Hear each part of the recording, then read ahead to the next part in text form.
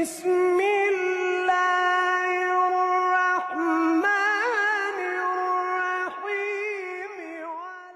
کیا ہم نے کبھی سوچا ہے کہ جن کے قدموں کے نیچے جنت بسی، جن کے دروازے پر جبرائیل علیہ السلام بھی اجازت لے کر آتے تھے، کبھی کبھی جن کے گھر میں بھی چولہا کئی دن تک نہ جلتا تھا، مگر پھر بھی لبوں پر شکر، دل میں سکون اور زبان پر ذکر الہی ہوتا تھا؟ کیا یہ فخر نہیں تھا؟ کیا یہ حقیقی بادشاہت نہیں تھی؟ بے شک یہی اہل بیت رضی اللہ عنہ کی وہ زندگی ہے جو دنیا والوں کے لیے مثال بن گئی۔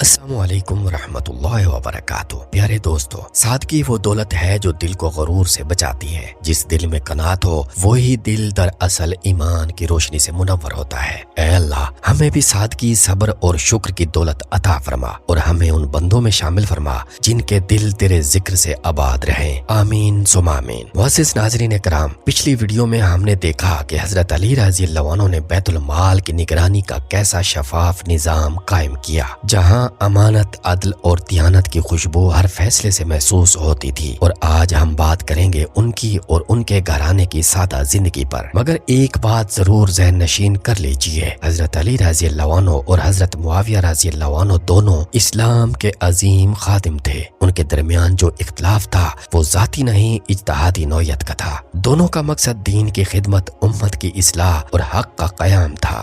لہٰذا ہمیں لازم ہے کہ دونوں بزرگوں کا احترام دل میں ہمیشہ قائم رکھیں۔ معزز ناظرین کرام، آئیے اب خلافت علی رضی اللہ عنہ کے تیسرے سال کی طرف بڑھتے ہیں، جہاں ہم دیکھتے ہیں کہ اہل بیت رضی اللہ عنہ نے سادگی کو زندگی کا شعار کیسے بنایا تھا۔ ان کے گھر میں دولت نہیں مگر دلوں میں سکون کی سلطنت ضرور بسی ہوئی تھی۔ حضرت علی رضی اللہ عنہ کے گھر میں کھجور، جو اور کبھی کبھی تو صرف پانی پر ہی گزارا ہوتا تھا۔ ایک دن حضرت فاطمہ رضی اللہ تعالی عنہا چکی پیستے پیستے ہاتھوں میں چھالے ڈال بیٹھی۔ جب آپ رضی اللہ عنہ نے عرض کیا کہ گھر میں مشقت زیادہ ہے تو حضرت علی رضی اللہ عنہ نے فرمایا، اے فاطمہ، دنیا کی نہیں آخرت کی فکر کرو۔ یہ وہ سبق تھا جو قیامت تک کے مسلمانوں کو صبر و قناعت سکھا گیا۔ ایک مرتبہ حضرت علی رضی اللہ عنہ کے پاس بیت المال سے کچھ مال آیا تو آپ رضی اللہ عنہ نے فوراً تقسیم کر دیا اور خود کے لیے کچھ بھی نہ رکھا۔ کسی نے عرض کیا، یا علی رضی اللہ عنہ، کچھ اپنے لیے بھی رکھ لیتے۔ فرمایا، جو چیز امت کی ہے وہ علی رضی اللہ عنہ کی نہیں۔ یہ جملہ سن کر حاضرین کے دل کانپ گئے، کیونکہ یہ الفاظ زہد، عدل اور امانت کے معنی بدل گئے۔ ایک دن حضرت حسن رضی اللہ عنہ اور حضرت حسین رضی اللہ عنہ نے دیکھا کہ ان کے والد ایک پرانا کپڑا پہن کر مسجد جا رہے ہیں۔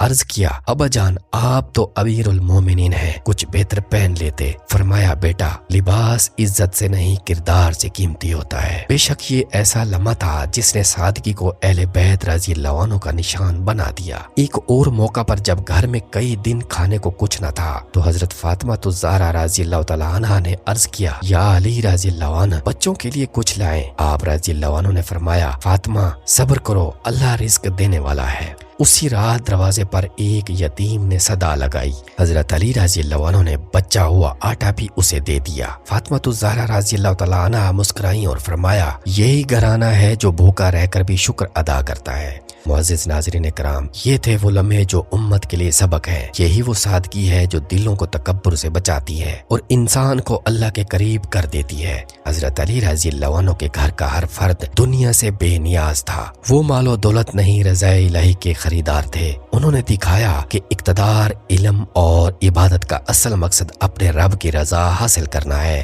نہ کہ دنیا کی تعریف۔ آج کی ویڈیو ہمیں یہ سبق دیتی ہے کہ سادگی کمزوری نہیں بلکہ ایمان کی طاقت ہے۔ جو دل دنیا سے خالی ہوتا ہے، بے شک وہی دل ایمان سے بھرتا ہے۔ معزز ناظرین کرام، اگلی ویڈیو انشاءاللہ ہوگی عام عوام کے مسائل کا حل، خلافت علی رضی اللہ عنہ کے تیسرے سال میں، جہاں ہم دیکھیں گے کہ حضرت علی رضی اللہ عنہ نے رعایا کے دکھ درد کیسے سنے۔ چینل حق آواز اردو کو سبسکرائب کریں، ویڈیو کو لائک، شیئر اور کمنٹ ضرور کریں۔ آپ کی سپورٹ ہی حق کی آواز کو زندہ رکھتی ہے۔ والسلام علیکم ورحمۃ اللہ وبرکاتہ۔